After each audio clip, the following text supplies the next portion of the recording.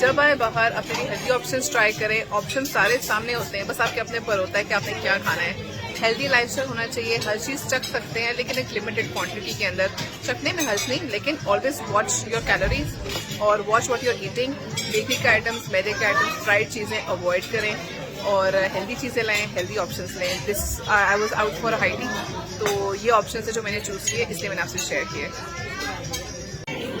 Starters में हमें cream of mushroom soup दिया गया है, जो कि मैं ज़्यादा रिकमेंड नहीं करती बिकॉज इट्स वेरी क्रीमी, इसमें बहुत क्रीम कंटेंट होता है।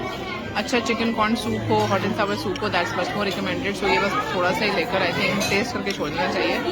आसान तो होते तो बिल्कुल भी ना टेस्ट करते, लेकिन ये है कि ये ज़्यादा हेल्दी नहीं है। ये ऑप्शन है जिसमें सैलड बार है, हुमस है, चना चाट है, फ्रूट चाट है, सॉसेस थी, चाइनीज़ राइस हैं और चाइनीज़ एक ग्रेवी सी बनी हुई है। ये स्टेक टाइप है, साथ पास्ता, स्पेगेटी, मिनी बर्गर्स हैं। ये सबसे मज़े के थे, विंग्स और रोल्स हैं। और इसके अलावा ये कुछ कटलेट से थे और ये फ्राइड चिकन और प्रॉन्स थे। ये सारा स्वीट बार है।